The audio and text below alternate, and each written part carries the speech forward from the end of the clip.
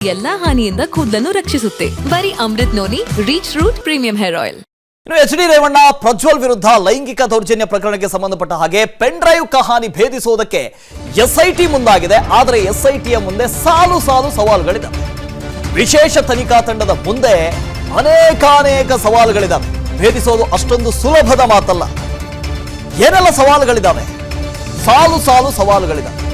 ಏನೆಲ್ಲ ಅವು? ಸವಾಲನ್ನು ಎದುರಿಸೋದಕ್ಕೆ ಸ್ಟ್ರಾಟಜಿಗಳನ್ನ ಕೂಡ ರೆಡಿ ಮಾಡಿಕೊಳ್ತಾ ಇದೆ ಎಸ್ಐಟಿ.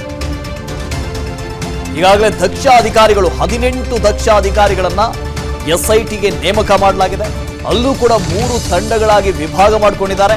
ಎಲ್ಲ ಸವಾಲುಗಳನ್ನ ಎದುರಿಸೋದಕ್ಕೆ ಇಡೀ ಎಸ್ಐಟಿ ತಂಡ ಸರ್ವ ಸನ್ನದ್ಧವಾಗಿದೆ.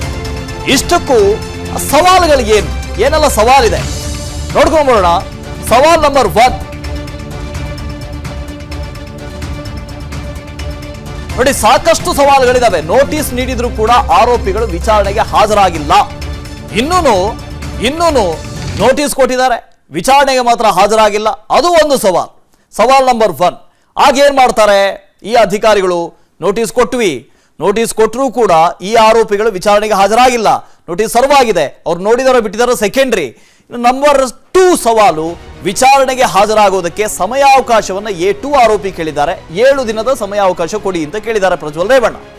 ಎಸ್ಐಟಿಯ ಮುಂದೆ ಹಾಜರಾಗೋದಕ್ಕೆ ಸಂತ್ರಸ್ತೆಯರು ಒಪ್ತಾ ಇಲ್ಲ. ವಿಡಿಯೋ ನಾನೇ ಕೊಟ್ಟೆ ಅಂತ ಕೇಳಿದಂತ ಕಾರ್ತಿಕ್, ಆ ಮನುಷ್ಯ ಕೂಡ ಇಲ್ಲ. ವಿಡಿಯೋ ಚಿತ್ರೀಕರಿಸಿರುವ ಮೊಬೈಲ್ ಪತ್ತೆ ಹಚ್ಚೋದೇ ಸವಾಲು. ಯಾವ ಮೊಬೈಲ್ನಲ್ಲಿ ಚಿತ್ರೀಕರಿಸಿದ್ದಾರೆ, ಅದನ್ನು ಯಾವಾಗ ಡೇಟಾ ಟ್ರಾನ್ಸ್ಫರ್ ಮಾಡಿಕೊಂಡ್ರು, ಎಲ್ಲಿಗೆ ಶೇರ್ ಮಾಡಿದ್ರು, ಅದು ಒಂದು ದೊಡ್ಡ ಪ್ರಶ್ನೆ. ನೋಟಿಸ್ ನೀಡಿದ್ರು ಆರೋಪಿಗಳು ವಿಚಾರಣೆಗೆ ಇನ್ನೂ ಕೂಡ ಹಾಜರಾಗದೇ ಇರೋದು. ಇವತ್ತು ರೇವಣ್ಣ ಬರ್ತಾರೆ ಅಂತ ಹೇಳ್ತಾ ಇದ್ದಾರೆ. ಆದರೆ A2 ಆರೋಪಿ ಪ್ರಜ್ವಲ್ ರೇವಣ್ಣ ಇವರು ಮಾತ್ರ ವಿಚಾರಣೆಗೆ ಹಾಜರಾಗ್ತಾ ಇಲ್ಲ. 7 ದಿನಗಳ ಸಮಯಾವಕಾಶವನ್ನು ಕೇಳ್ತಾ ಇದ್ದಾರೆ. ಈಗ ನಿಜಕ್ಕೂ ಈ 7 ದಿನಗಳ ಸಮಯಾವಕಾಶವನ್ನು ಕೊಡಬೇಕಾ ಬೇಡವಾ? ಇದು ಎಸ್ಐಟಿ ಅಧಿಕಾರಿಗಳಿಗೆ ಬಿಟ್ಟಿದ್ದು. ಅದರ ಜೊತೆಗೆ ಕಾನೂನಿನಲ್ಲಿ ಏನಿದೆ ಅನ್ನೋ ಲೀಗಲ್ ಒಪಿನಿಯನ್ ಅನ್ನು ಕೂಡ ಅಧಿಕಾರಿಗಳು ಪಡೆದುಕೊಳ್ತಾ ಇದ್ದಾರೆ. ಯಾಕೆಂದ್ರೆ ಇಲ್ಲಿ FIR ನಲ್ಲಿ ದಾಖಲಾಗಿರುವಂತಹ ಪ್ರಕರಣಗಳಿದಾವಲ್ಲ, ಅವೆಲ್ಲವೂ ಕೂಡ ಬೇಲೆಬಲ್ ಅಫೆನ್ಸ್, ಜಾಮೀನು ಸಹಿತ, ಜಾಮೀನು ಕೊಡಬಹುದಾದ ಎಲ್ಲ ಪ್ರಕರಣಗಳನ್ನು ಕೂಡ ದಾಖಲಿಸಿದ್ದಾರೆ. ಹಾಗಾಗಿ ಜಾಮೀನು ನಿರಾಕರಿಸುವಂತಹ ಪ್ರಕರಣಗಳು ಕೂಡ ಅಲ್ಲಿಲ್ಲ. ಹೀಗಿರುವಾಗ ಅವಕಾಶವನ್ನು ಕೊಡಬಹುದಾ? ಲೀಗಲ್ ಒಪಿನಿಯನ್ ಅನ್ನ ಪಡೆದ ನಂತರ ಎಸ್ಐಟಿ ಏನ್ ಮಾಡುತ್ತೆ? ಇವೆಲ್ಲವೂ ಕೂಡ ಪ್ರಶ್ನೆ. ನನ್ನ ಜೀವನದಲ್ಲಿ ನಾನು ಮಾತ್ರವಲ್ಲ, ನನ್ನ ಕೂದಲು ಕೂಡ ಆಗಿರ್ಬೇಕು ಸ್ಟ್ರಾಂಗ್ ಅಂಡ್ ಸ್ಟೈಲಿಶ್.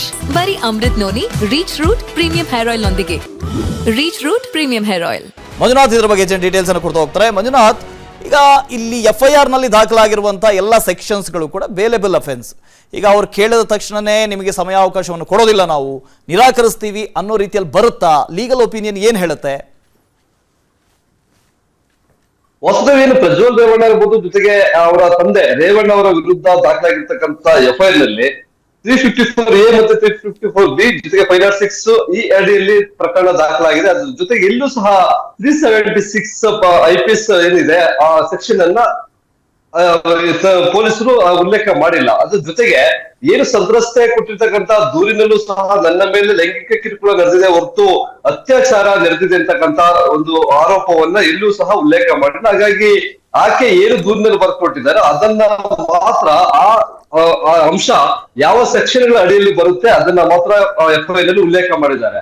ಈಗ ಏನು ಆ FIR ಆಧಾರದ ಮೇಲೆ ಒಂದು ತನಿಖೆಯನ್ನ ಕೈಗೊಂಡಿರ್ತಕ್ಕಂಥ SIT ತಂಡ ಆರೋಪಿ ಸ್ಥಾನದಲ್ಲಿರ್ತಕ್ಕಂಥ ರೇವಣ್ಣ A1 ಆರೋಪಿಯಾಗಿದ್ದಾರೆ, ಪ್ರಜ್ವಲ್ ರೇವಣ್ಣ A2 ಆರೋಪಿಯಾಗಿದ್ದಾರೆ. ಅವರಿಗೆ ವಿಚಾರಣೆಗೆ ಹಾಜರಾಗಬೇಕು ಅನ್ನೋ ನಿಟ್ಟಿನಲ್ಲಿ 2 ದಿನಗಳ ಹಿಂದೆ ಒಂದು ನೋಟಿಸ್ ಅನ್ನ ಕೊಟ್ಟಿದ್ದಾರೆ. ತುರ್ತು ವಿಚಾರಣೆಗೆ ಹಾಜರಾಗಬೇಕು ಅಂತಕ್ಕಂಥ ಒಂದು ಅಂಶವನ್ನು ಸಹ ನೋಟಿಸ್ ಅಲ್ಲಿ ಉಲ್ಲೇಖ ಮಾಡಿದ್ದಾರೆ. ಆದ್ರೆ ಸಮಯವನ್ನ ನಿಗದಿಪಡಿಸಿಲ್ಲ. ಹೀಗಾಗಿ ಒಂದು ಕಡೆ ರೇವಣ್ಣ ಅವರು ಸಮಯ ನಿಗದಿಪಡಿಸಿದಂತ ಹಿನ್ನೆಲೆಯಲ್ಲಿ ಒಂದು ದಿನ ಒಳೆ ನರಸೀಪುರದಲ್ಲಿ ಇರ್ತಾರೆ, ಮತ್ತೊಂದು ದಿನ ಬೆಂಗಳೂರಿನಲ್ಲಿ ಇರ್ತಾರೆ. ಆದ್ರೆ ಇಲ್ಲಿವರೆಗೂ SIT ಅಧಿಕಾರಿಗಳ ಮುಂದೆ ಹಾಜರಾಗಿಲ್ಲ. ಜೊತೆಗೆ ಈ ಪ್ರಕರಣಕ್ಕೆ ಸಂಬಂಧಪಟ್ಟಂತೆ ಇಲ್ಲೂ ಸಹ ಕಾನೂನು ಹೋರಾಟವನ್ನ ನಡೆಸೋದಕ್ಕೆ ಕೋರ್ಟ್ ಬಿಟ್ಟಲು ಸಹ ಅವರೇನಿಲ್ಲ. ಇವತ್ತು ನಮಗೆ ಸಿಕ್ಕಿರ್ತಕ್ಕಂತ ಮಾಹಿತಿಯ ಪ್ರಕಾರ ಮಧ್ಯಾಹ್ನ 12:30 ಸುಮಾರಿಗೆ ಪ್ರಕರಣದ FIR ರದ್ದು ಕೋರಿ, ಜೊತೆಗೆ ಏನು ಆ ಒಂದು ಆಂಟಿಸಿಪೇಟರಿ ಬೇಲ್ ಅನ್ನ ತೆಗೆದುಕೊಳ್ಬೇಕು. ಯಾಕಂದ್ರೆ ಈಗಾಗಲೇ SIT ಅವರು ಕೊಟ್ಟಿರ್ತಕ್ಕಂತ CRPC ಪಾರ್ಟ್ 1A ಅಡಿಯಲ್ಲಿ ನೋಟಿಸ್ ಅನ್ನ ಕೊಟ್ಟಿದ್ದಾರೆ.